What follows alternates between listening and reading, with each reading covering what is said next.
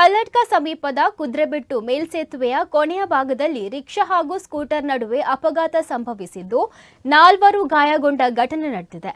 ರಿಕ್ಷಾದಲ್ಲಿ ಪ್ರಯಾಣಿಕರಾಗಿದ್ದ ಅಳಕೆ ಮಜಿಲು ನಿವಾಸಿ ಅವ್ವಮ್ಮ ಹಾಗೂ ಸುಹೇಲ್, ರಿಕ್ಷಾ ಚಾಲಕ ನವಾಜ್ ಕಬಕ ಹಾಗೂ ಸ್ಕೂಟರ್ ಸವಾರ ನೇರಳಕಟ್ಟೆ ನಿವಾಸಿ ಸಂಜೀವ ಅವರಿಗೆ ಗಾಯಗಳಾಗಿವೆ.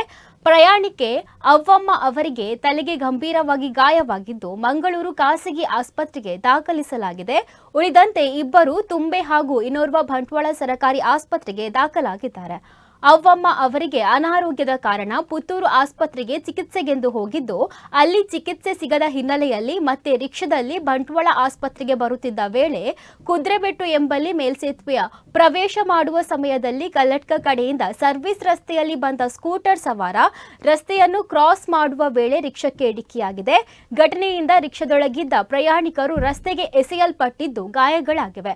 ಅಪಘಾತ ಸಂಭವಿಸಿದ ವೇಳೆ ರಿಕ್ಷಾ ಚಾಲಕನಿಗೆ ನಿಯಂತ್ರಣ ಸಿಗದೆ ಬಳಿಕ ಫ್ಲೈಓವರ್ ತಡೆಗೆ ಡಿಕ್ಕಿಯಾಗಿ ರಿಕ್ಷಾ ಸಂಪೂರ್ಣ ಜಖಂಗೊಂಡಿದೆ. ಅಪಘಾತದಲ್ಲಿ ಗಾಯಗೊಂಡು ರಸ್ತೆಯಲ್ಲಿದ್ದ ಮಹಿಳೆಯರಿಬ್ಬರನ್ನ ಹಿಂದೂ ಸಂಘಟನಾ ಪ್ರಮುಖ ಲೋಹಿತ್ ಪನೋಲಿ ಬೈಲು ಅವರು ತನ್ನ ಕಾರಿನಲ್ಲಿ ತುಂಬೆ ಆಸ್ಪತ್ರೆಗೆ ದಾಖಲಿಸಿ ಮಾನವೀಯತೆಯನ್ನ ಮೆರೆದಿದ್ದಾರೆ. ಘಟನಾ ಸ್ಥಳಕ್ಕೆ ಬೀಸ್ ರೋಡಿನ ಟ್ರಾಫಿಕ್ ಪೊಲೀಸರು ಭೇಟಿ ನೀಡಿ ಪ್ರಕರಣವನ್ನು ದಾಖಲಿಸಿದ್ದಾರೆ.